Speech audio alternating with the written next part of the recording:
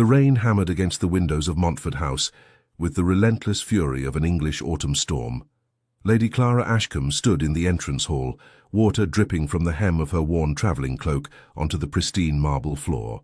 She watched the small puddle form at her feet and felt a familiar twist of shame, the kind that had become her constant companion since her father's death 18 months ago. "His Grace will see you now." The butler's voice was carefully neutral, but Clara caught the flicker of pity in his eyes before he turned away. She followed him through corridors lined with portraits of stern-faced Montforts, their painted eyes seeming to judge her sodden appearance and diminished circumstances. The study door opened to reveal a room that smelled of leather, tobacco, and old money. Behind an enormous mahogany desk sat Julian Montfort, 5th Duke of Montfort, his dark head bent over a ledger. He didn't look up. Clara waited. The silence stretched. Finally, he set down his pen with deliberate precision. "Lady Clara Ashcombe." His voice was deep, cool, utterly devoid of warmth.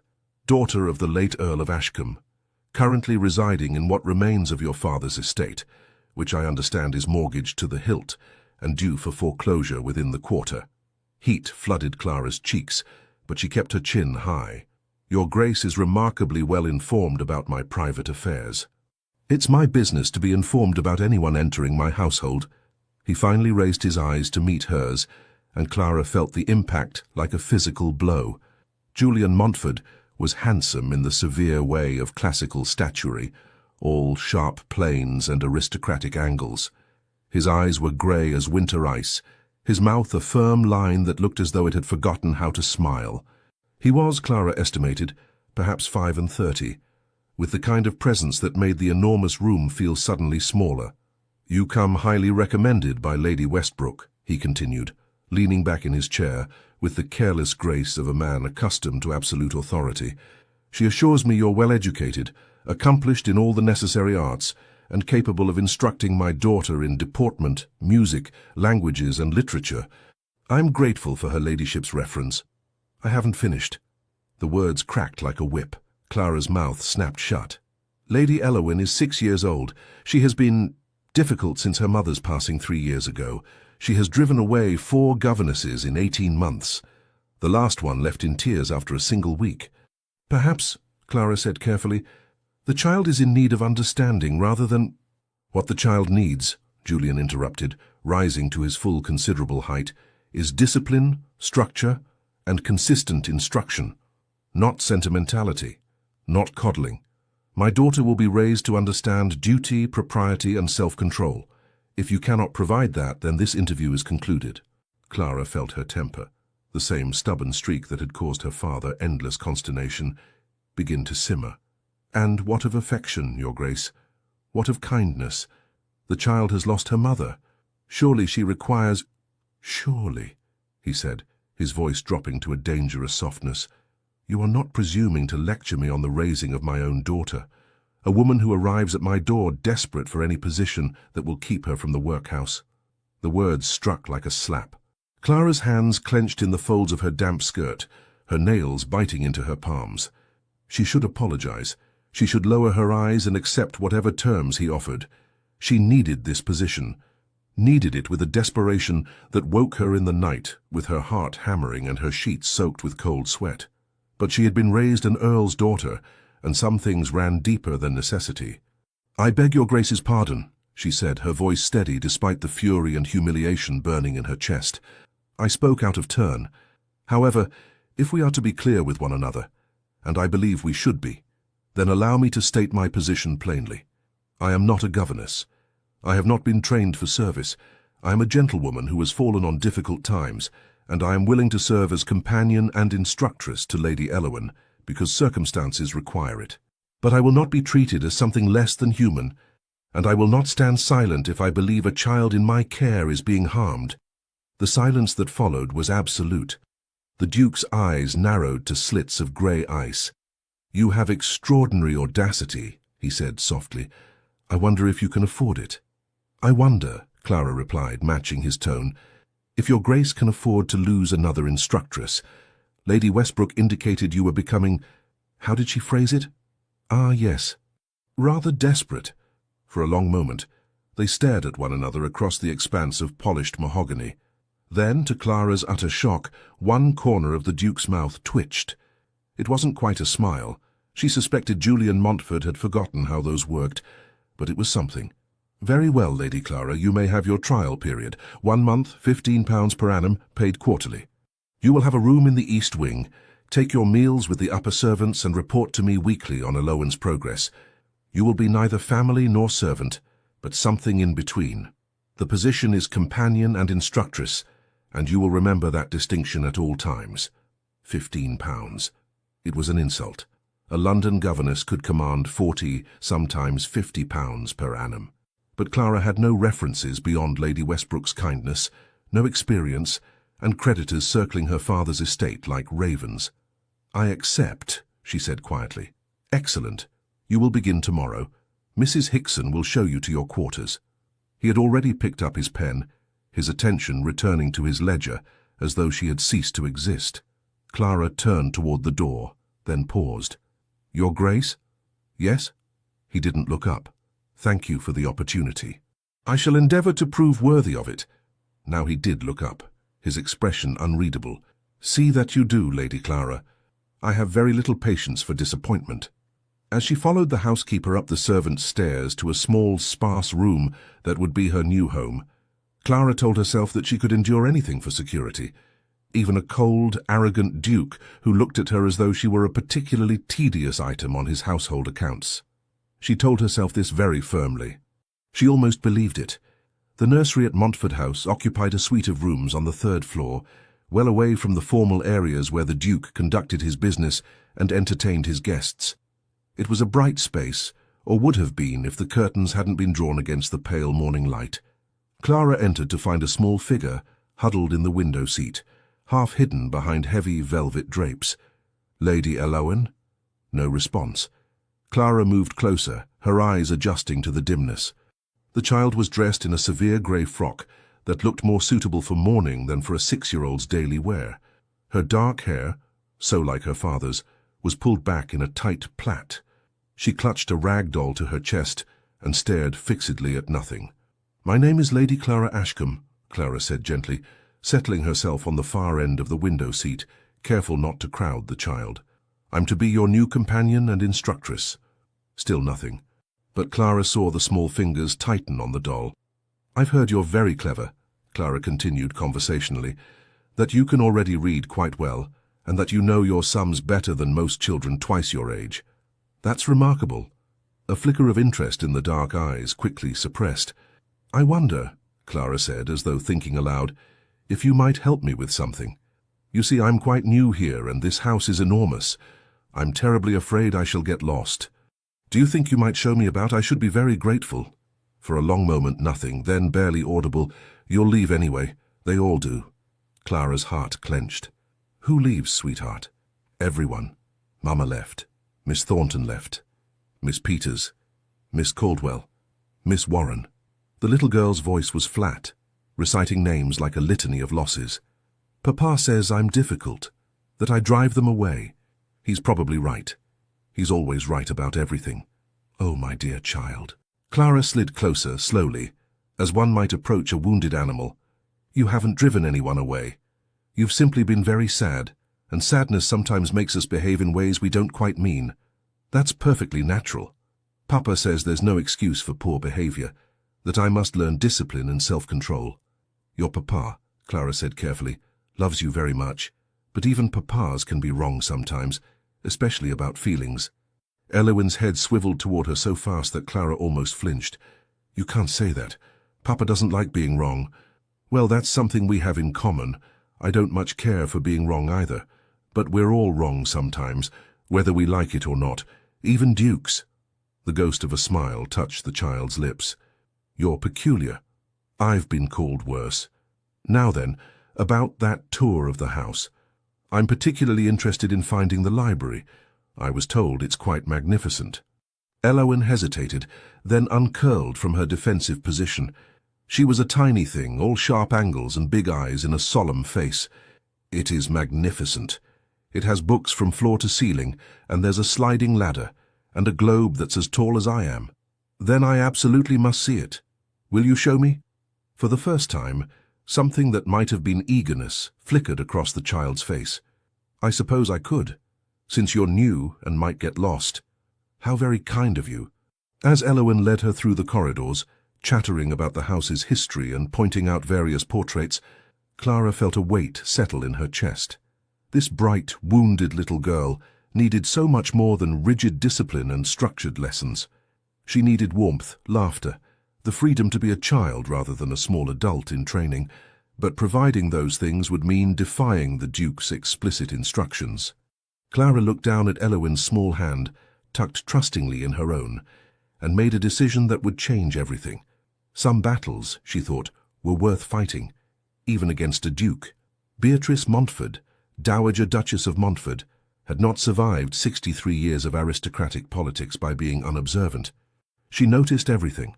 The slight hesitation in a servant's step that indicated brewing trouble in the kitchen, the way her son's jaw tightened when certain topics were raised, the quality of silence in a house that revealed its emotional temperature as clearly as any thermometer.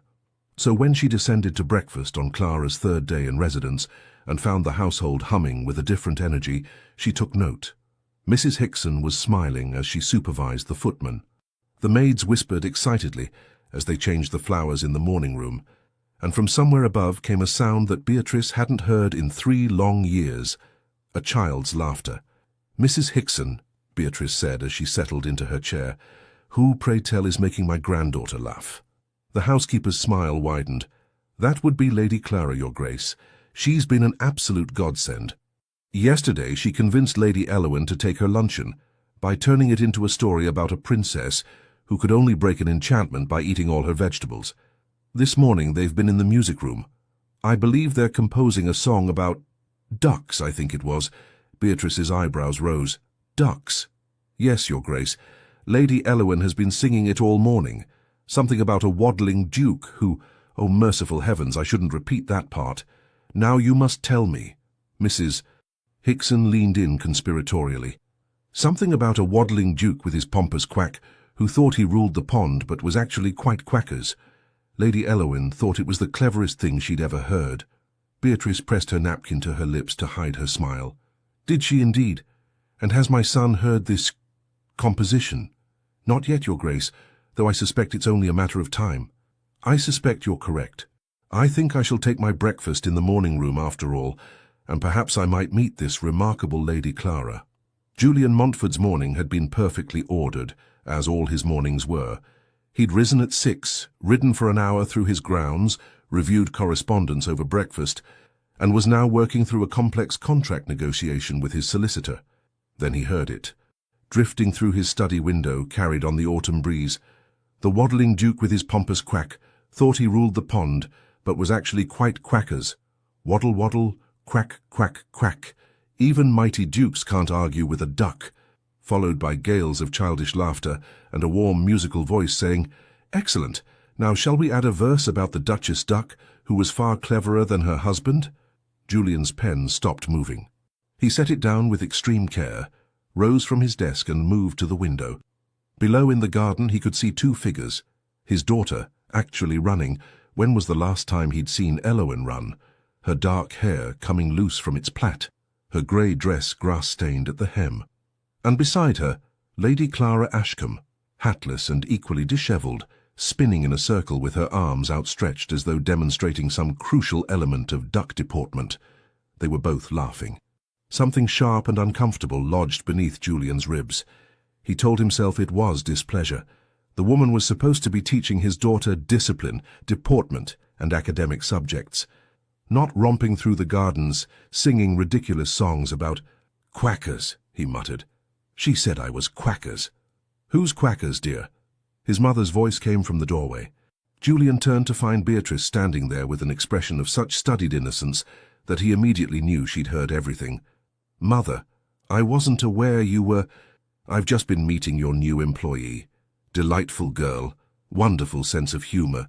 Elowen adores her." Beatrice settled herself in one of his chairs without waiting for an invitation. "I haven't seen the child so animated since before Alice died." Julian's jaw tightened at the mention of his late wife. The child should be at her lessons, not gallivanting about the garden making noise. The child, Beatrice said mildly, is 6 years old. 6-year-olds should gallivant. It's practically their primary occupation. And as for making noise, I believe the ability to laugh is one of life's more precious gifts, particularly for those who've experienced grief. Discipline. Oh, do stop saying discipline as though it's the answer to every question. You've always been far too much like your father, Julian, all duty and no joy. It's what made him miserable, you know, and it's what's making you miserable now. I am not miserable. I am managing my household and raising my daughter according to... Yes, according to proper principles. I've heard it all before. Beatrice waved a dismissive hand. Tell me, when was the last time you actually spoke with Elowen? Not at her or about her education and behavior, but with her. When did you last ask what she's thinking? What makes her happy? What she dreams about? The uncomfortable feeling beneath Julian's ribs intensified. I see her every evening. I inquire about her studies. You interrogate her about her lessons and then send her back to the nursery when she fails to provide sufficiently detailed answers. The poor child is terrified of you, Julian. Terrified? That's absurd. I've never raised a hand to her, never. There are many ways to frighten a child. Coldness can be just as devastating as cruelty, perhaps more so. Beatrice rose, smoothing her skirts. I like Lady Clara. I like her very much. I suggest you don't drive her away as you did the others. I drove no one away. They left because they were incapable of managing a spirited child. They left because you undermined their authority at every turn, contradicted their methods, and made it clear that nothing they did would ever meet your impossibly high standards. Beatrice paused at the door. Lady Clara seems to have a spine, though. She might actually stand up to you. It will be interesting to watch. When she was gone, Julian returned to the window. The garden was empty now. The laughter faded. But he could still hear it in his mind, his daughter's joy, bright and unrestrained, and underneath it that other voice, warm, teasing, utterly unafraid. He told himself the tightening in his chest was irritation. He almost believed it. Clara's first weekly report to the Duke came on Friday evening. She stood in his study once more, this time dry and marginally more composed, with a written account of Elowen's progress in hand. Julian read it in silence. When he finally looked up, his expression was inscrutable. You've taught my daughter to sing, he said flatly. I've taught her several songs, yes. Music is one of the prescribed accomplishments for young ladies. About ducks. Ah, so he had heard. Clara lifted her chin. About ducks, yes. Also about flowers, the changing seasons, and the importance of kindness. Songs are an excellent mnemonic device for young children. They make learning engaging rather than tedious. And this engaging learning apparently requires my daughter to race about the garden shrieking? Your daughter was not shrieking, Your Grace. She was laughing. There is a considerable difference. Lady Clara. Julian set down the report and fixed her with that grey stare that probably made grown men quake. I hired you to educate my daughter, not to turn her into a hoyden. You hired me to be her companion and instructress. A companion provides companionship.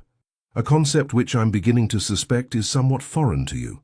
The words were out before Clara could stop them. She watched the Duke's face darken and braced herself for dismissal. Instead, he said softly, You are remarkably impertinent for someone in your position. Would you prefer I lie to you, Your Grace? Pretend that a grieving child needs nothing but rote lessons and rigid discipline? I can do that if you wish. I can turn Elowen into a perfect little automaton who sits silent and still and never causes you a moment's concern, but she'll be miserable. And in my experience, miserable children do not become happy, healthy adults. Your experience, he said, his voice dropping to a dangerous purr, consists of precisely 1 week in this household. I think you'll forgive me if I place more weight on my own judgment. Your judgment has resulted in 4 governesses fleeing in tears, and a child who believes she's fundamentally flawed. So perhaps, Your Grace, your judgment could benefit from reconsideration. The silence that followed was so profound that Clara could hear her own heartbeat thundering in her ears. She'd gone too far. She knew it, but she couldn't seem to stop herself from continuing. Elowen told me something yesterday. She said that her mama used to laugh and that you haven't smiled since mama went to heaven. She asked me if sadness was catching, like a cold, if that's why you seem so ill all the time. Something flickered across Julian's face. Pain, perhaps, or fury. Or some combination of both. How dare you? She's a child, Your Grace. A bright, sensitive, desperately lonely child who has lost her mother and believes she's losing her father to grief and anger. You can dismiss me if you wish. I'm sure you can find 50 women who'll take this position and keep silent, while a little girl's spirit is slowly crushed. But I will not be one of them. She was breathing hard, her hands trembling with the force of her anger and fear. This was it. She'd be dismissed and she'd return to her crumbling estate and her creditors and the slow, grinding poverty that awaited her. But before Julian could respond, a small voice came from the doorway. "Papa?" They both whirled. Elowen stood on the threshold, still in her nightdress, her eyes enormous in her pale face. "Papa, please don't send Lady Clara away. Please, I'll be better. I'll do my lessons perfectly. I'll be quiet and still and good, I promise. Just please don't make her leave." The child was crying now, great heaving sobs that shook her small frame. Clara moved instinctively toward her, but Julian was faster. He dropped to his knees in front of his daughter, his face stricken. "Elowen!" "Everyone leaves," the child wept. "Mama left, and all the teachers left, and now Lady Clara will leave too because I'm difficult, and you'll be angry, and I'll be alone again. And I can't. Hush, sweetheart, hush." Julian's voice, for the first time since Clara had met him, was gentle. "No one is leaving. Lady Clara isn't going anywhere. You promise?" He glanced up at Clara, and she saw something raw and uncertain in those grey eyes. "I promise. Now come, let's get you back to bed. You should be sleeping. Will you tell me a story?" Elowen's voice was small, hopeful. "Like Mama used to." Julian's throat worked. I don't remember the stories your Mama told." "Lady Clara knows stories," Elowen said, looking between them. "Perhaps she could tell one, and you could listen too." Clara saw the Duke's struggle written clearly on his face, pride warring with love, control fighting against the desire to give his daughter what she so desperately needed. "If Lady Clara is willing," he finally managed. "I'm willing," Clara said softly. She followed them to the nursery, watched as Julian tucked his daughter into bed with a tenderness that made Clara's chest ache. Then she settled in a chair beside the bed and began to spin a tale about a brave princess and a lonely dragon who learned to be friends. Julian stood by the door, half in shadow, but Clara could feel his gaze on her throughout the story, could sense the tension radiating from his rigid form. When Elowen finally drifted off to sleep, Clara rose as quietly as she could. She and Julian left the nursery together, walking in silence down the dimly lit corridor. At the top of the stairs, he stopped. "Lady Clara." She turned to face him. In the low light, his features were softer, less severe, almost human.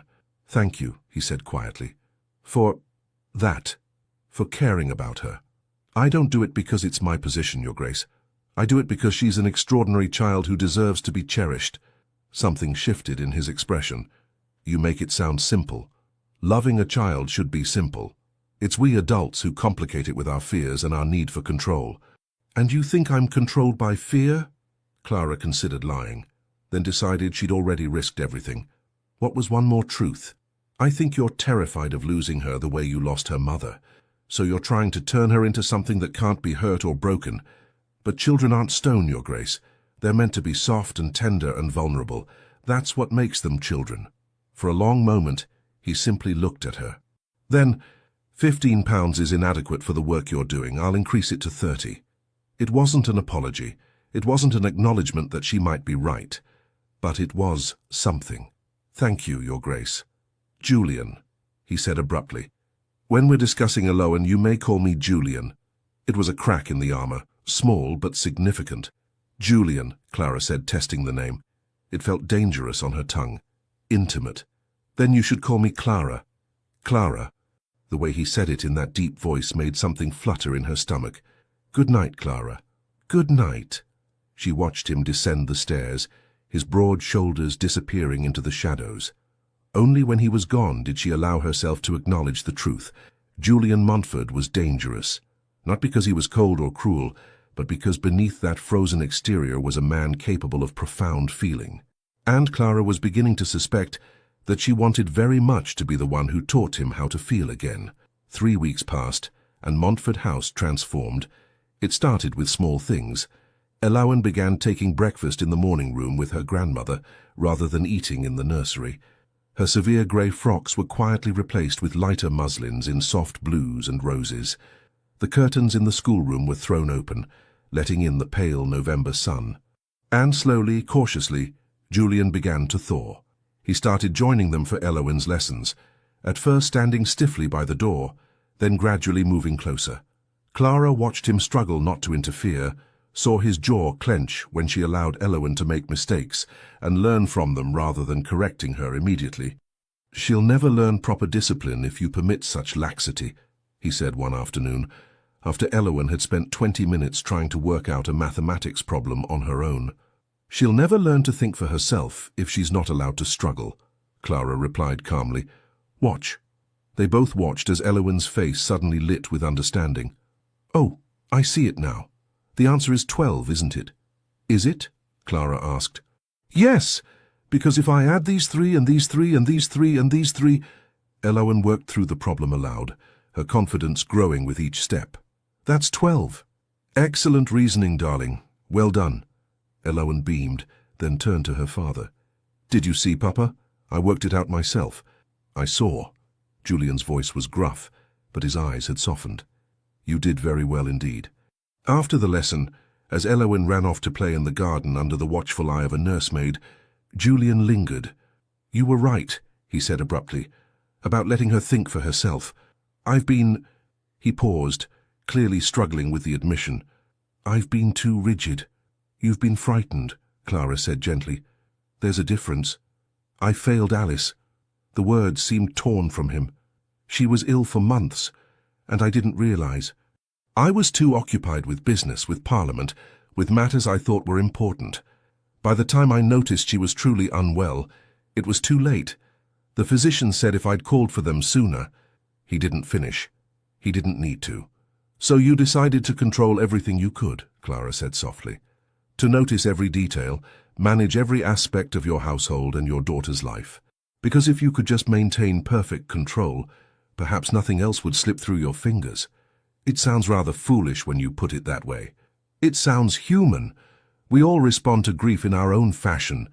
But Julian—" She hesitated, then took a small step closer. "You cannot protect Elowen from all harm. Life will hurt her, disappoint her, challenge her. Your task isn't to prevent that. It's to give her the strength and resilience to face it. And you believe laughter and songs about ducks will provide that strength? I believe love will provide it. The rest is simply method."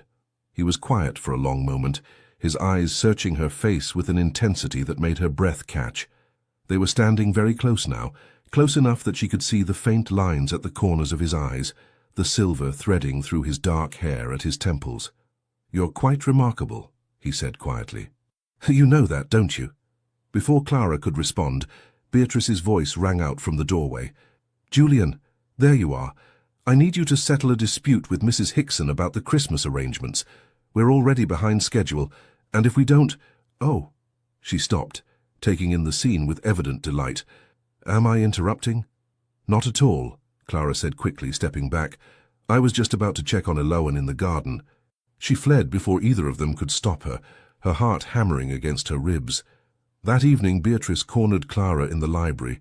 "My dear," she said, settling into the chair beside Clara's with the air of someone prepared for a long conversation. "I feel we should have a frank discussion." Clara's stomach dropped. "Your Grace?" "Oh, do call me Beatrice. Your Grace makes me feel ancient." The Dowager Duchess smiled warmly. "I wanted to tell you how grateful I am for what you've done for Elowen.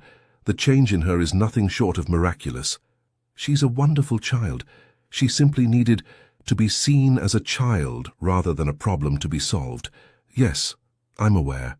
Beatrice's shrewd eyes studied Clara with unnerving perception.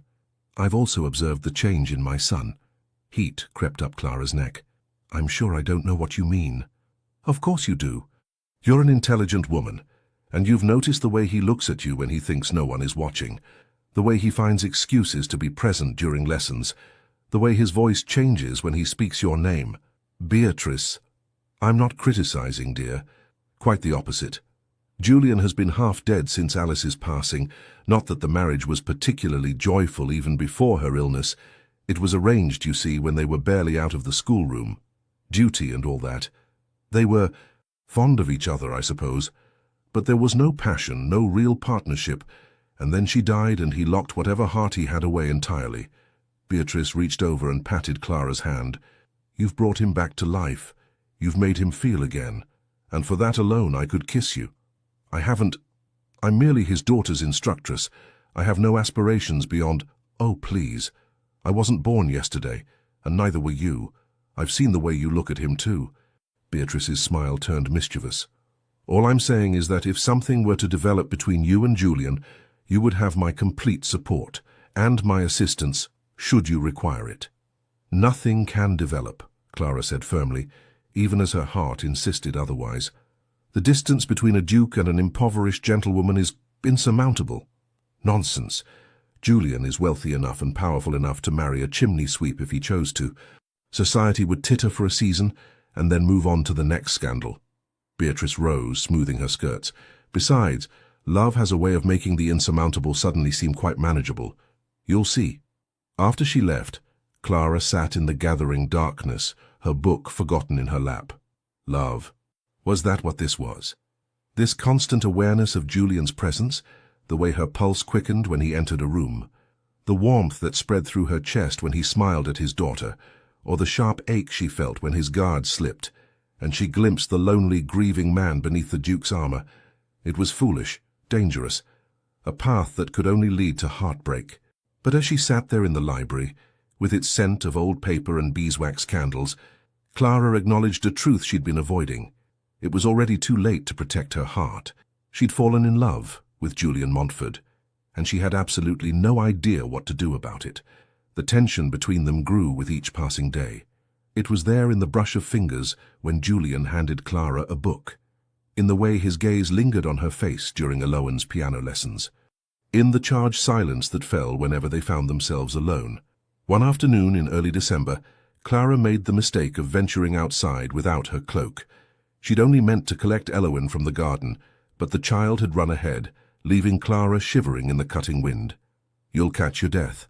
She turned to find Julian striding toward her, already shrugging out of his coat. Before she could protest, he'd draped it around her shoulders. It was heavy and warm, carrying the scent of sandalwood and something uniquely him. Thank you, she managed. He stood very close, his hands still resting on her shoulders where he'd settled the coat. You should take better care of yourself. I'm perfectly capable. I know you're capable. You're the most capable woman I've ever met. But even capable women need someone to look after them occasionally. His thumbs moved in small circles against her shoulders, the touch burning through the fabric of her dress. Clara's breath caught. Julian. Papa, Lady Clara, come see what I found. They sprang apart as Alohan came racing toward them, clutching something in her cupped hands. Julian cleared his throat roughly and stepped back. What is it, sweetheart? A chrysalis. And look, you can see the butterfly inside. Lady Clara says that in spring it will emerge and fly away. Isn't that wonderful? Wonderful, Julian agreed, but his eyes were on Clara, not the chrysalis. That night Clara lay awake in her small room, Julian's coat still draped over her chair. She should return it, should put distance between herself and these dangerous feelings. Instead, she found herself breathing in its scent and imagining impossible things. The breaking point came 3 days before Christmas. Julian had been working long hours, managing year-end business affairs. Clara saw him only in passing, brief encounters in corridors, silent meals where he sat at one end of the long dining table and she at the other, formal and distant. She told herself it was for the best, that the space between them was necessary and good. Then he summoned her to his study. Clara knocked, her heart in her throat. Enter. He was at his desk, as always, surrounded by papers and ledgers. But when he looked up, his face was drawn with exhaustion. Clara, thank you for coming. Please sit. She perched on the edge of the chair, her hands folded tightly in her lap. I've been reviewing the household accounts, he said without preamble, and I find myself concerned. Her stomach dropped. Concerned? You've been here nearly 2 months. You work from dawn until well past dark. You teach, Alain, yes, but you've also taken on responsibilities far beyond what I hired you for. You've reorganized the nursery, coordinated with the kitchen staff to ensure Elowen has proper meals, even begun supervising the maids who maintain that wing of the house. You're functioning as a governess, a companion, and a household manager. I don't mind the extra work, and I'm paying you £30 per annum, less than I pay my head groom. Clara's cheeks flamed. The salary is adequate. It's insulting.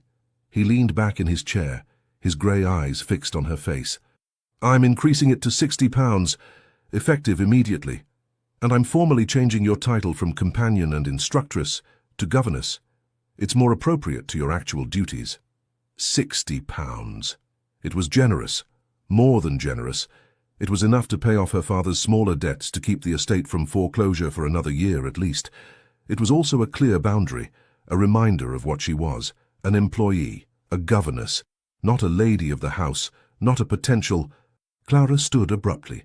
If that's all, Your Grace, I should return to Elowen. Clara, thank you for the increased compensation. It's most generous. Will there be anything else? She saw hurt flash across his face, quickly masked. No, nothing else. She made it to the door before his voice stopped her. I didn't mean to offend you. Clara turned back. You haven't offended me. You've been very clear about my position in this household, and I appreciate the clarity. That's not... He ran a hand through his hair, frustration evident in every line of his body. Blast it, Clara, I'm trying to do the right thing here. The right thing would have been to not look at me the way you've been looking at me, she said, her voice shaking. The right thing would have been to maintain proper distance, but instead you confuse me. You stand too close and touch my shoulders, and give me your coat and make me feel things I have no right to feel. And then you remind me that I'm an employee, that there's an insurmountable distance between us. So yes, Your Grace, perhaps the clarity is exactly what I need. The silence that followed was absolute. Then Julian was moving, rounding his desk with startling speed. He stopped mere inches from her, close enough that she had to tilt her head back to meet his eyes. You think I don't know there's distance between us? His voice was low, rough. You think I haven't lain awake at night cataloguing every reason why I should keep away from you? You're in my employ. You're young enough to be, well, not my daughter, but certainly too young for a man of 35. You've lived through hardship and loss, and you deserve security, not the complications of an entanglement with your employer. I've listed every rational objection 100 times over. Then why? Because none of it matters when you're near me. The words seemed torn from him. Because I think about you constantly. Because Elowen asks me every morning if I've noticed how pretty you look, and I want to tell her that I noticed nothing else. Because yesterday you laughed at something she said, and I wanted to cross the room and... He cut himself off, breathing hard. And what? Clara whispered. This. He kissed her. It wasn't tentative or gentle. It was fierce and desperate, the kiss of a man who'd been holding himself back too long. His hands framed her face, tilting it up to his, and Clara's carefully constructed restraint shattered. She kissed him back with all the longing she'd been suppressing, her fingers clutching at his lapels, her body arching into his. He made a sound low in his throat and backed her against the door, his mouth trailing fire along her jaw, her throat. Merciful heavens. They sprang apart. Beatrice stood frozen in the doorway, the connecting door to the morning room, not the hallway, thank God, her hand pressed to her heart. Beatrice, Julian began, his voice rough, this isn't... Oh, do be quiet, Julian. It's exactly what it looks like, and I'm delighted. The Dowager Duchess's eyes sparkled with mischief. Though perhaps next time you might lock the doors. Mrs. Hickson will be coming through in a moment with the tea service, and I suspect she's less broad-minded than I am. Clara wanted the floor to open and swallow her whole. I should go. You should stay, Beatrice countered. Both of you should stay, and you should discuss what comes next like rational adults, which I realize is asking quite a lot, given that you were just attempting to devour each other against the study door. But, Mother, Julian said through gritted teeth, your assistance is not required. No? Then you have a plan for what to do about this situation? The silence was damning. I thought as much. Beatrice settled herself in one of the chairs with the air of a woman preparing for a long stay. Very well. Here's what's going to happen. Julian, you're going to acknowledge that you've fallen in love with Clara. Clara, You're going to acknowledge that you've fallen in love with Julian, and then we're all going to discuss how to navigate the practicalities without causing a scandal that will have the ton gossiping for decades. I can't possibly, Clara began. Love me, Julian finished quietly. Because I love you. I've been trying not to, but I'm apparently not very good at controlling my own heart. The world seemed to tilt.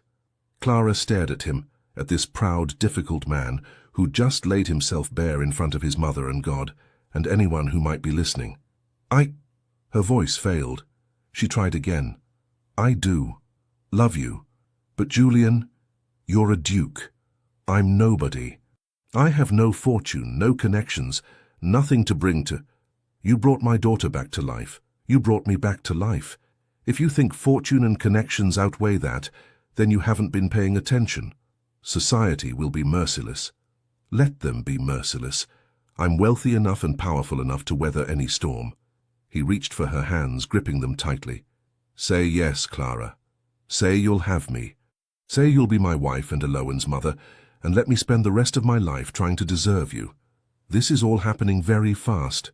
We could wait if you prefer. A proper courtship, with flowers and poetry, and whatever else one does. Though I should warn you, I'm terrible at poetry, and my flower arranging skills are non-existent. Despite everything, Clara laughed. You're ridiculous. I'm in love. Apparently it has a similar effect. His expression turned serious.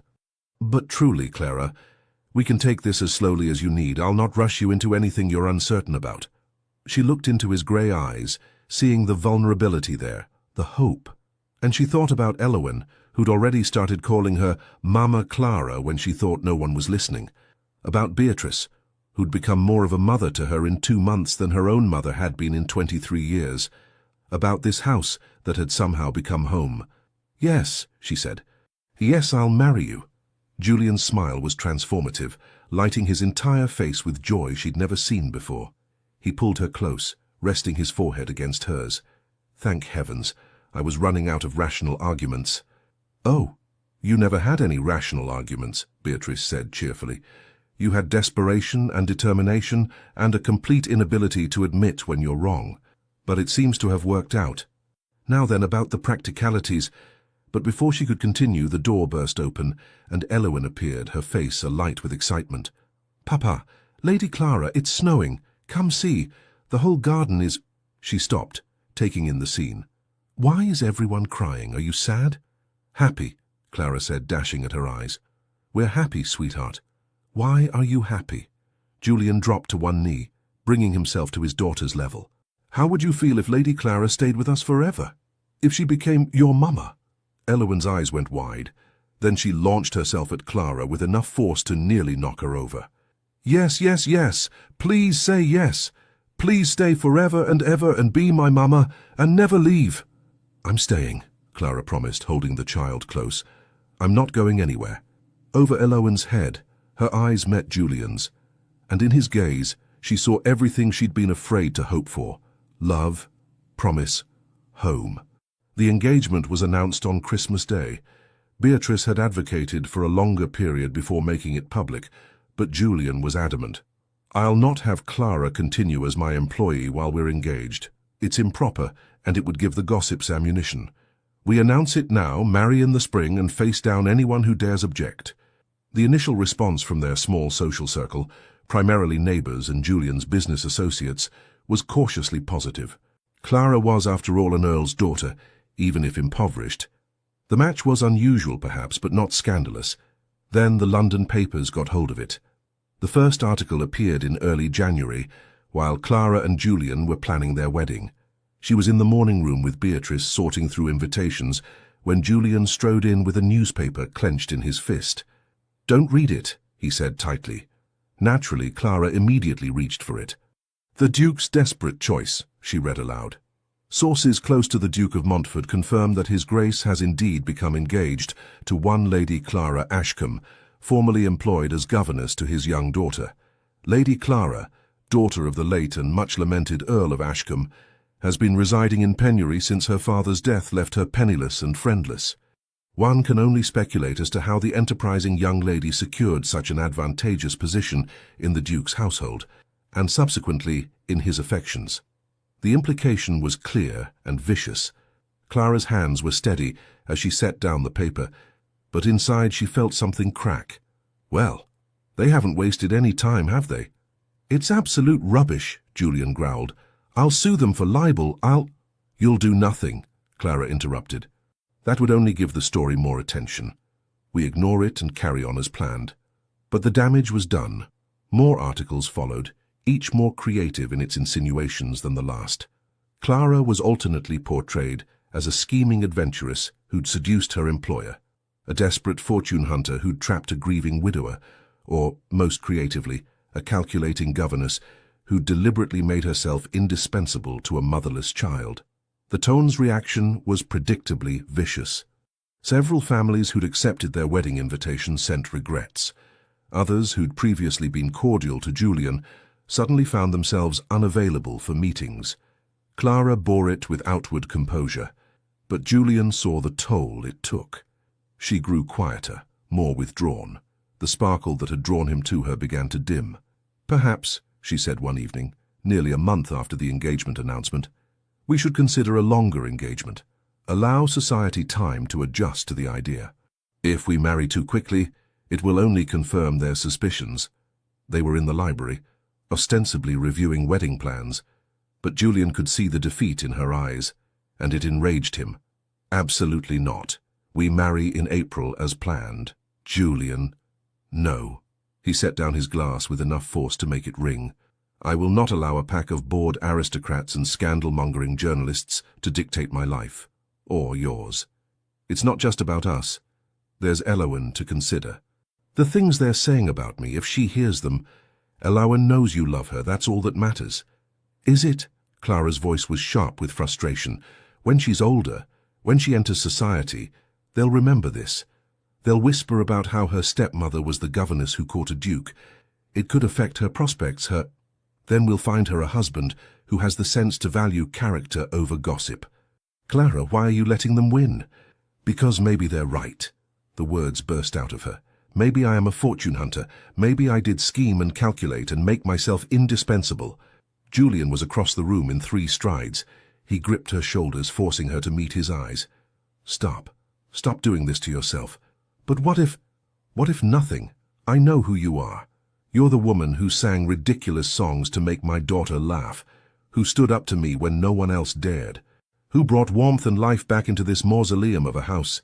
You love me for who I am, not what I am. And I love you for exactly the same reason. Tears spilled down her cheeks. It's just so hard.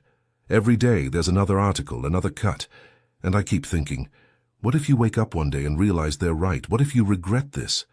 Never. He pulled her close, cradling her against his chest. I would regret many things in my life, Clara Ashcombe, but loving you will never be one of them. She clung to him, her tears soaking into his waistcoat, and Julian made a silent vow. Whoever was behind the worst of the gossip would pay. He was a duke, with resources and connections they couldn't imagine, and he would use every one of them to protect the woman he loved. It was Beatrice who uncovered the source. She cornered Julian in his study one afternoon, her face grim. It's Amelia, she said without preamble. Julian looked up from his correspondence. Amelia? Lady Amelia Hartwick, Alice's younger sister. Understanding crashed over him. Amelia had always been possessive of her connection to the Montfort family. After Alice's death, she'd assumed she would continue to have a prominent place in Julian's household, perhaps even imagined she might eventually become the next Duchess. How do you know? Because I confronted her. Directly. Beatrice settled into a chair, looking every inch the formidable Duchess she'd once been. I paid a call this morning and asked her point blank if she was spreading malicious gossip about your intended. She denied it, of course, but she also couldn't quite hide her satisfaction at the damage being done. I'll speak with her. You'll do no such thing. If you confront her, you'll confirm that her campaign is working. No, we need a different approach. Beatrice's eyes gleamed with strategic calculation. We need to remind society that Clara is not some nobody. She's an earl's daughter with impeccable lineage. We need to make them see what you see. And how do you propose we do that? A ball, here at Montfort House. A grand engagement celebration. We invite everyone, and I mean everyone, the cream of society. We show them Clara in her element, gracious, educated, charming. We remind them that she's one of them. Julian was skeptical. You think the people who've been cutting her will actually attend? Oh, they'll attend. Curiosity alone will ensure it. Everyone wants to see the governess who caught a duke. We simply need to ensure that what they see changes their minds. It was a risk. A public spectacle could either vindicate Clara or humiliate her further. But Julian found himself nodding. Very well. But we do this properly. Spare no expense. I want every detail perfect. Leave it to me, Beatrice said, already rising with the air of a general planning a campaign. I'll make sure it's an evening they'll never forget. When Julian told Clara about the ball, her reaction was not what he'd hoped. Absolutely not. Clara, you want to parade me in front of the entire ton. Let them examine me like some curious specimen. Judge whether I'm worthy of being your wife. I want to show them who you really are. To remind them that you have every right to be at my side. I don't need their approval, Julian. Perhaps not, but I'll not have you living under a cloud of suspicion for the rest of your life. And more importantly, I'll not have Eloan growing up hearing whispers about her stepmother. That gave Clara pause. Julian pressed his advantage. One evening, a few hours of polite conversation and dancing. You've faced far worse. Have I? At least when I was poor and alone, I only had to contend with creditors. They were mercenary but honest about it. The ton is mercenary and dishonest. They'll smile at me while holding their knives ready. Then we'll face their knives together. He took her hands, his grip warm and steady. You're not alone anymore, Clara. You have me and Beatrice and an entire household that adores you. We'll get through this. Together. She searched his face, then finally nodded. One ball. But I'm not wearing anything too elaborate. I refuse to look like I'm trying too hard. Wear a potato sack if you wish. You'll still be the most beautiful woman there. Despite everything, she laughed. Now I know you're besotted. My beauty has never been my chief attribute. Perhaps not, but your courage, your intelligence, your capacity for love, those are more beautiful than any conventional prettiness could ever be. Now keep talking like that, and I might actually believe you love me for more than my ability to manage your daughter. I love you for 1,000 reasons, and managing Eloan brilliantly is merely one of them. He pulled her close, breathing in the lavender scent of her hair. Though I confess, watching you with her does make my heart do rather extraordinary things. Such as imagine what you'd look like holding a child of our own. Clara's breath caught. Julian, I know we haven't discussed it, and we needn't, not yet, but I find myself thinking about it, about a house full of children, about Eloan having brothers and sisters, about... She silenced him with a kiss. When they finally broke apart, both breathing hard, she rested her forehead against his. One crisis at a time, she said softly. First, we survive this ball. Then we plan our wedding. Then, she smiled, then we can discuss filling this enormous house with more little Montforts. Is that a yes? It's a we'll see, which is more than you deserve considering you've just volunteered me for social torture, for which I apologize and which I promise to make up to you, extensively, after we're married. The heat in his voice made her shiver. You're incorrigible. I'm in love. The condition appears to be permanent. The ball was set for the first Saturday in March, giving Beatrice 6 weeks to plan and Clara 6 weeks to panic. Eloan, at least, was thrilled. You're going to look like a princess, Mama Clara, and Papa will dance with you and everyone will see how much he loves you, and they'll know the stories in the papers are all nonsense. Out of the mouths of children, Clara thought, if only it were that simple. But as the date drew closer, she found herself caught up in preparations despite her reservations. Beatrice insisted on hiring a modiste from London to create Clara's gown. Nothing from the village dressmaker, my dear, not for this. And the result was breathtaking. The dress was silk, the color of midnight, cut simply but elegantly, with delicate silver embroidery that caught the light. It made Clara's skin glow and her eyes seem impossibly deep. You look like starlight, Julian said, when he saw her in it for the final fitting. His voice was rough with emotion. I look terrified, Clara corrected. That too, but mostly like starlight. The night of the ball arrived with unseasonable warmth, as though spring had decided to make an early appearance. Montfort House blazed with light, every chandelier lit, every surface polished to gleaming perfection. Clara stood in her room, dressed in her midnight silk, her hands trembling as her lady's maid arranged her hair. "You can do this," she told her reflection. "You've survived worse. You can survive a few hours of polite conversation." A knock at the door, and then Beatrice swept in, magnificent in emerald green. "Oh, my dear, you're exquisite." She crossed to Clara, placing her hands on her shoulders. "Listen to me. These people, most of them are fools. They follow fashion and gossip because they have nothing of substance in their own lives. But some of them are worth knowing. Some of them will see past the scandal to the remarkable woman beneath. Focus on those people. Ignore the rest. And if there are more of the rest than the former, then we'll face them together with our heads high and our dignity intact. We're Montfords. We don't bow to gossip." "I'm not a Montford yet." "You are in every way that matters." Beatrice squeezed her shoulders gently. "Now come. Julian is waiting, and if I know my son, he's wearing a hole in the carpet." Julian was indeed pacing when they descended to the main hall. He turned as they approached, and the expression on his face made all of Clara's anxiety worth it. "You're—" He seemed to have forgotten how words worked. "Adequate?" Clara supplied. "Devastating. Absolutely devastating. If I didn't have 200 guests arriving momentarily, I'd lock you in my study and spend the evening convincing you to elope." Tempting, but Beatrice would never forgive us. "Absolutely not," Beatrice confirmed. "Now, positions, everyone. The first carriages are arriving." Clara took her place beside Julian at the entrance to the ballroom, acutely aware of the curious glances from the footmen, the whispers of the arriving guests. Her hand trembled as she placed it on Julian's arm. "Steady," he murmured. "I'm right here." The first guests entered. Lord and Lady Pemberton, long-time friends of Beatrice. They greeted Julian warmly, then turned to Clara with genuine smiles. "Lady Clara, how delightful to finally meet you. Beatrice has told us so much." "All good, I hope," Clara managed. "All excellent. We're so pleased for you both." One ally. Clara breathed a little easier. But then came Lord and Lady Hartwick, and with them, Lady Amelia. Amelia was beautiful in the brittle way of expensive porcelain, perfect features, flawless complexion, and eyes like chips of ice. She looked Clara up and down with barely concealed disdain. How quaint! The governess playing at Duchess. The insult hung in the air.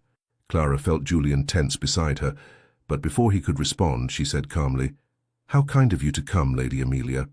I do hope you enjoy the evening." It was perfectly polite, perfectly neutral, and it made Amelia's rudeness all the more obvious.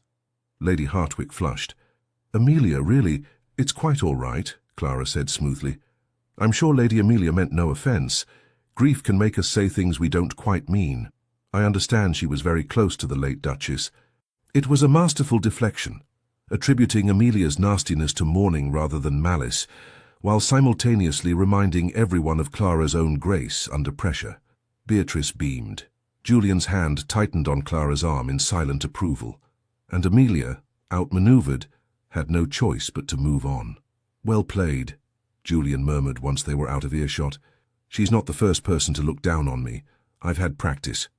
The rest of the receiving line passed in a blur of names and faces. Some guests were warm, some neutral, some clearly disapproving, but none dared be as overtly rude as Amelia. Finally, blessedly, the last guest arrived. The orchestra began to play, and Julian turned to Clara. "May I have this dance, my lady?" "I suppose you must. It would look odd if you didn't dance with your own fiancé." "I would dance with you if you were a scullery maid. Though I confess this dress makes me want to do considerably more than dance." "Julian," she hissed, feeling her cheeks heat, "behave." "I'm always behaved. It's deeply boring. I'm hoping you might teach me to misbehave occasionally. After we're married, of course." He led her onto the dance floor, and Clara felt 200 pairs of eyes track their movement. The music swelled, and they began to waltz. "Everyone's watching," she whispered. "Let them watch. Let them see how beautiful you are. How perfectly you fit in my arms. How absolutely, completely, irrevocably in love I am. You're going to make me cry. Please don't. I have it on good authority that crying makes your nose red, and I need you to be intimidatingly beautiful for at least another 2 hours." She laughed despite herself. "Where did you learn to be charming? Surely not from your previous life as an ice sculptor. From you. You've taught me that life doesn't have to be all duty and discipline. That joy is possible, even necessary. He spun her through a turn, his hand firm at her waist. You've saved me, Clara. In every way a person can be saved. Now you're definitely trying to make me cry. Just being honest. His eyes met hers, serious now. Whatever happens tonight, whatever they say or think or write in their ridiculous papers, none of it matters. You're mine, and I'm yours, and that's all that's real. The dance ended, and Clara found herself immediately claimed by a succession of partners. Some danced with her out of curiosity, others out of genuine warmth. She moved through it all in a daze, hyper-aware of Julian's gaze tracking her around the room. During a break between sets, Beatrice appeared at her elbow with 2 glasses of champagne. "You're doing splendidly, my dear. Lady Pemberton told me at least 6 women have commented on how lovely and gracious you are. And Lord Ashford, you remember him, Julian's friend from Cambridge, said you're far too good for his stuffy friend, and if Julian mucks this up, you should send word and he'll elope with you himself." Clara nearly choked on her champagne. He didn't. He absolutely did. Julian looked ready to call him out. It was delightful. Beatrice's expression turned more serious. "There's been some talk, of course. Amelia's been spreading poison in corners. But I think the general consensus is shifting in your favor. You're winning them over. I'm not trying to win anyone over, I'm just trying to survive." "Same thing, really." Beatrice clinked her glass against Clara's. "To surviving. And to the look on Amelia's face when she realizes she's lost." Later, as supper was announced, Julian appeared to escort Clara to the dining room. But before they could move, Lady Amelia stepped into their path. "Your Grace, I wonder if I might claim a moment of your time. There's a matter concerning Alice's estate that requires discussion." It was a clever move. Julian could hardly refuse without appearing rude, but Clara saw the calculation in Amelia's eyes and knew this was another attack. "Of course," Julian said coolly. "After supper. My fiancée and I were just—" "Oh, surely Lady Clara can spare you for a few moments. After all, she must be quite accustomed to managing without you." "I understand that's what governesses do, manage on their own." The barb was clear. Clara felt her temper spike, but before she could respond, a familiar voice cut through the tension. "Lady Amelia, how delightful to see you. I've been meaning to ask your opinion on a matter of the utmost importance." Everyone turned. An elderly woman in magnificent purple silk stood behind Amelia, her sharp eyes twinkling with mischief. "Duchess of Pemberton," Amelia said, unable to hide her surprise. The Duchess of Pemberton was one of society's most formidable arbiters. Her approval could make or break a reputation. "Yes, yes, hello, dear.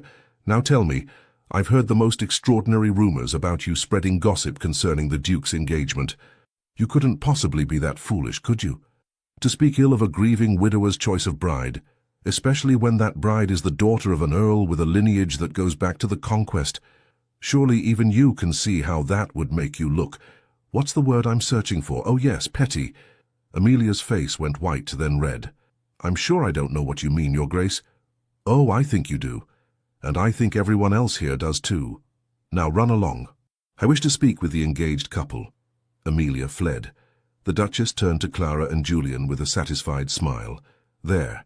That should put an end to that nonsense. Now then, Lady Clara, Beatrice tells me you're an accomplished musician. I do hope you'll honor us with a performance after supper." Clara found her voice. Yes, of course, Your Grace. I'd be honored." "Excellent. I'm quite fond of a good scandal, but I'm even fonder of seeing deserving people get their due. And you, my dear, deserve to be happy. Both of you do." She swept away, leaving Clara and Julian staring after her in astonishment. "Did that just happen?" Clara whispered. "I believe the Duchess of Pemberton just declared you officially approved," Julian said, wonder in his voice. Clara, that's enormous. Her opinion carries more weight than almost anyone's in society." "So the ball was a success?" "The ball was a triumph. You were a triumph." He raised her hand to his lips, pressing a kiss to her knuckles. "I told you they'd see what I see." "What do you see?" "Everything. I see absolutely everything when I look at you." The ball continued until well past midnight, and by the time the last guests departed, Clara was exhausted but elated. They'd done it. They'd faced down the gossips and emerged victorious. In the entrance hall, after the last carriage had pulled away, Julian pulled her into his arms. Tired, exhausted, triumphant, terrified, relieved. Choose any or all. How about happy? Clara smiled up at him. Yes, that too. Definitely that. Good, because I have one more surprise for you. He led her to his study, where a sheaf of papers waited on his desk. What are these? The mortgages on your father's estate, all paid in full. The house is yours again, Clara. Free and clear. She stared at the documents, then at him. Julian, I can't. You can't just. I can, and I have. It's my wedding gift to you. I know you have memories there, good ones from before your father's illness. I thought you might want to keep it. Perhaps use it for a country house or establish a school there, or simply know it's there if you ever need it. Tears spilled down Clara's cheeks. This is too much. This is nothing compared to what you've given me. He cupped her face, his thumbs gently wiping away her tears. You've given me hope, laughter, love. You've given Elowen a mother. You've made this house a home. A few mortgages are a small price to pay for that. I love you, she whispered. So much it frightens me sometimes. Good, because I love you even more, and I intend to spend the rest of my life proving it. He kissed her then, deep and thorough, and Clara forgot about the ball, the gossips, everything except the man in her arms and the future stretching bright before them. The wedding took place on a bright April morning, in the chapel at Montford House. Clara stood in the small antechamber, staring at her reflection in the mirror. Her wedding gown was ivory silk, simple and elegant, with delicate lace at the sleeves and neckline. Beatrice had woven orange blossoms through her hair, and she wore Julian's mother's pearls, a gift from Beatrice that had made them both cry. Are you ready, my dear? Beatrice stood behind her, radiant in rose-colored silk. I think so, though I keep expecting to wake up and discover this has all been a dream. If it's a dream, we're all having it together, which would be rather extraordinary. Beatrice squeezed her shoulders. Julian is already in the chapel, pacing naturally, and Elowen is vibrating with excitement. She's convinced this makes her a princess. In a way, I suppose it does. In every way that matters. You're going to make her the happiest little girl in England, Clara. You already have. A soft knock at the door, and then Elowen appeared, wearing a tiny version of Clara's gown. She carried a basket of rose petals and looked so adorably solemn that Clara had to blink back tears. Mama Clara, everyone's waiting. Are you almost ready? Mama Clara. The name had stuck, and every time she heard it, Clara's heart swelled nearly to bursting. I'm ready, sweetheart. Shall we go make your papa happy?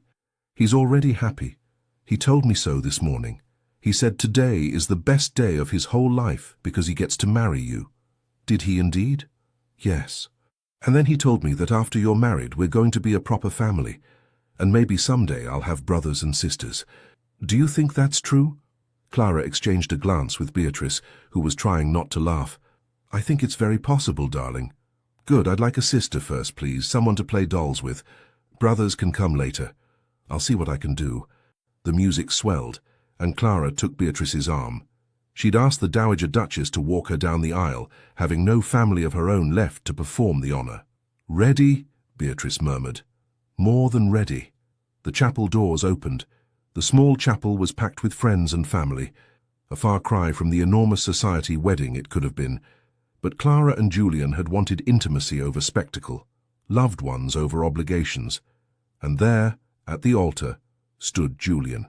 He wore formal morning dress, his dark hair slightly disheveled as though he'd been running his hands through it, which, knowing Julian, he probably had.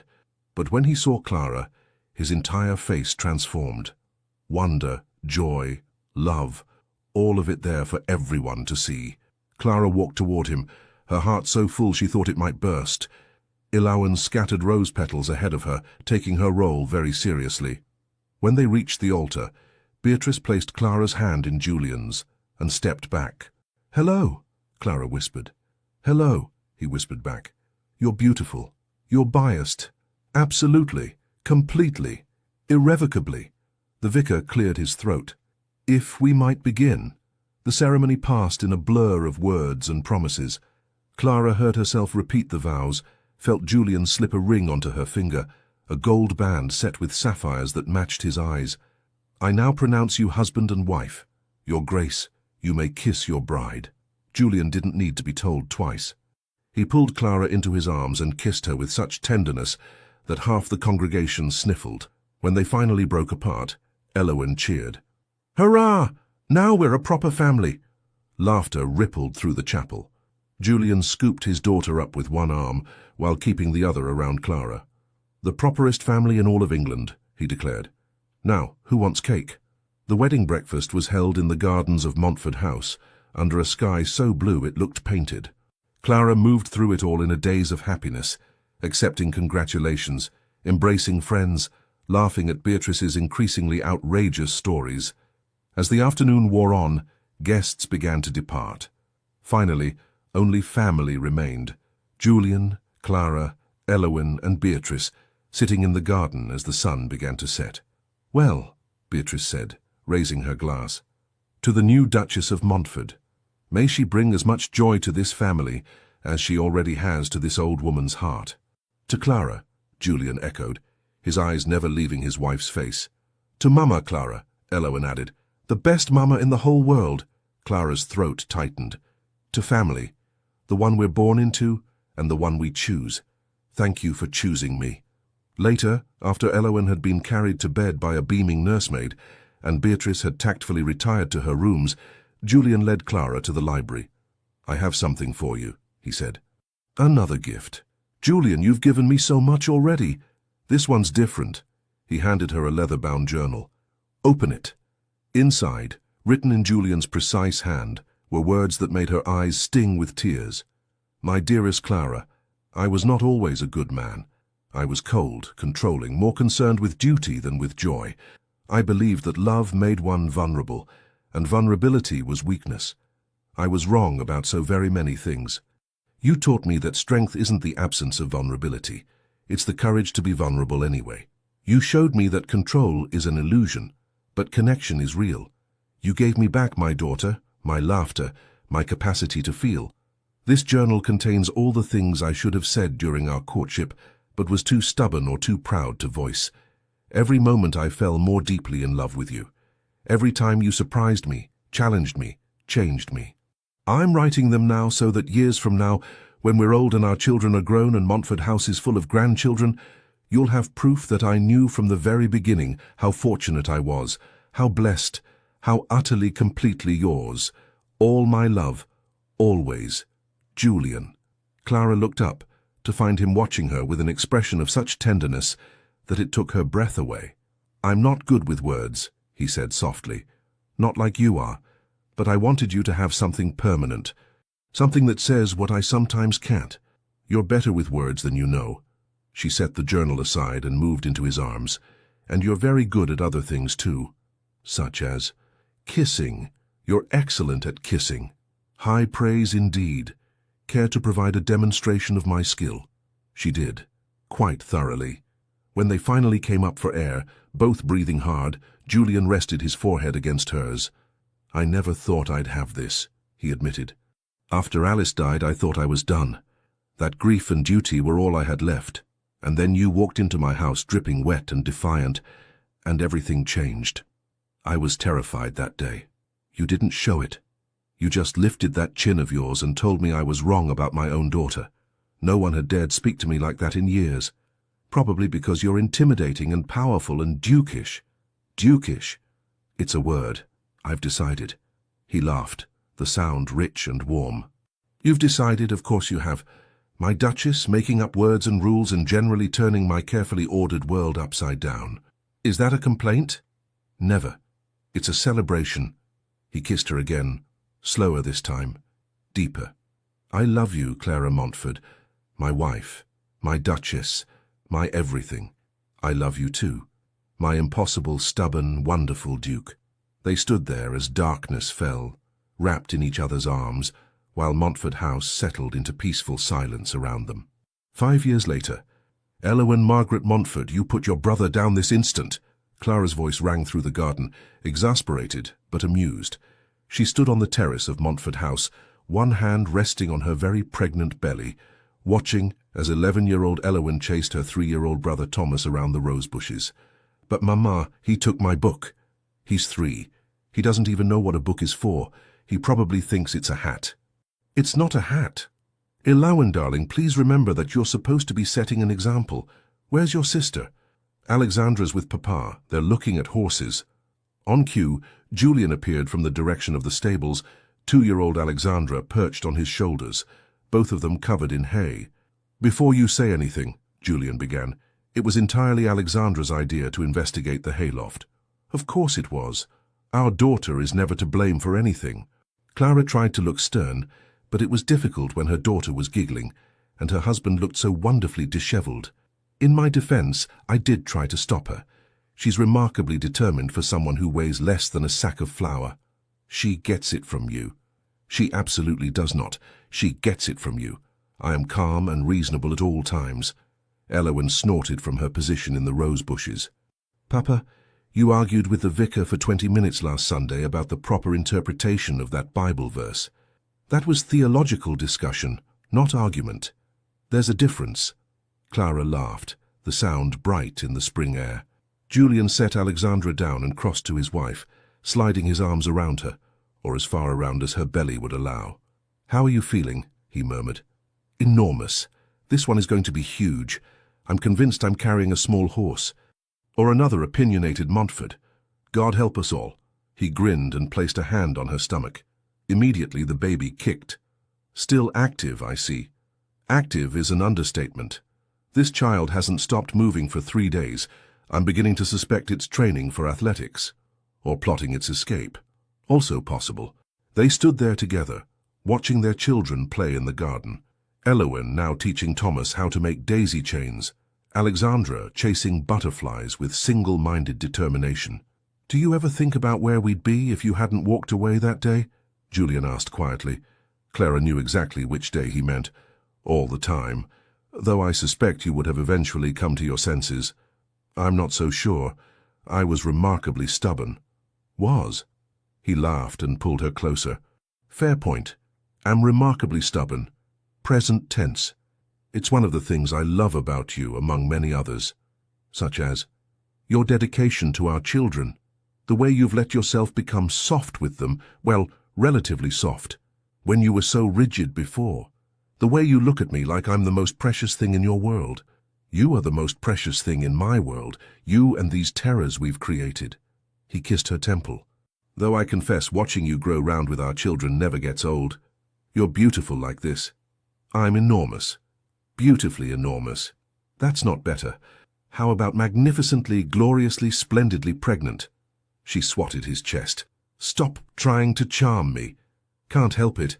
Charming you is one of my favorite activities, second only to Julian, the children. I was going to say reading poetry together. What were you thinking? You're impossible. Impossibly in love with you. There's a difference. Beatrice appeared from the house, her silver hair gleaming in the sunlight.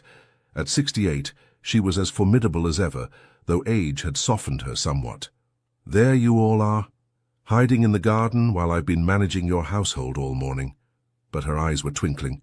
Lunch will be served in 20 minutes, so you might want to make your tribe presentable. Thank you, Beatrice, Clara said warmly. What would we do without you? Descend into chaos, I imagine, though you're doing admirably on that front as it is.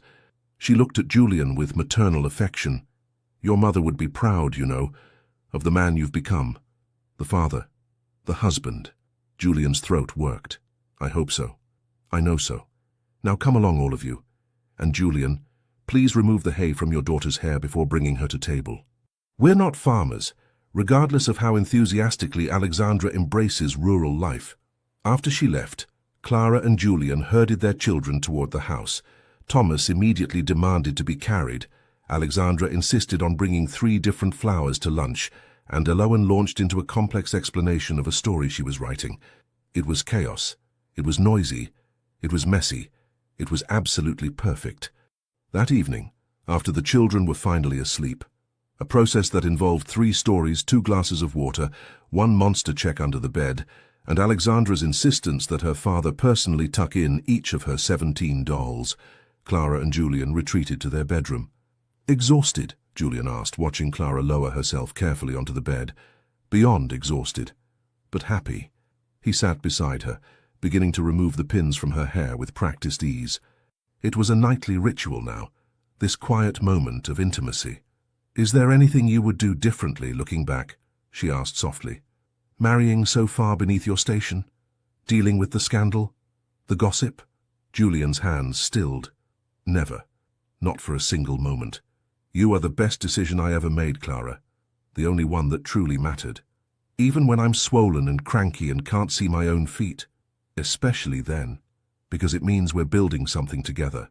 This family, this life, this happiness we've created from scratch." He pressed a kiss to her shoulder. "The world can gossip all it wants. Let them. We won't even hear it over the sound of our children's laughter." Clara turned to face him, tears in her eyes. "How did I get so lucky?" "Luck had nothing to do with it. You walked away, do you remember? I was arrogant and cruel and you just walked away. Refused to let me treat you as less than you were worth. Best decision I ever made. Second best. The best was deciding to stay, to give me a chance to prove I could be better than my worst self. You're so much better than you believe, Julian. You always have been. You just needed permission to show it." They lay down together, Clara fitting herself into the curve of Julian's body as she had 1,000 times before. "I love you," she murmured, sleep already pulling at her. "More than I ever thought possible. I love you too. Always. Forever. No matter what." As she drifted off, Clara thought about the journey that had brought them here. From employer and governess to husband and wife. From lonely individuals to a family of 6, soon to be 7. From a cold, silent house to one filled with warmth and laughter and love. She'd walked away from a duke who thought he could replace her with 50 others. Instead, he'd spent 5 years proving she was irreplaceable. And she'd spent 5 years showing him that love wasn't a weakness to be controlled, but a strength to be celebrated. Together, they'd built something neither of them had dared hope for. A home, a family, a future bright with possibility. And if that wasn't a happy ending, Clara thought as sleep finally claimed her, then she didn't know what was. The end. Thank you so much for staying with us until the very end of this emotional journey. If you were moved by Clara and Julian's story, by the transformation of a cold house into a warm home, by the laughter of a little girl, and by the kind of love that breaks down every wall, then please consider liking, commenting, and sharing this video. Your support is what keeps our stories alive, and what inspires us to keep bringing you tales full of love, redemption, and unforgettable twists. We'd love to hear your thoughts in the comments. Make sure to subscribe to our channel and click the bell so you won't miss what's coming next. And don't forget, at the end of this video, another beautiful story awaits you.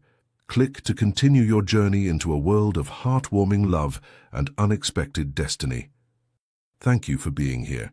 The legends of the full team.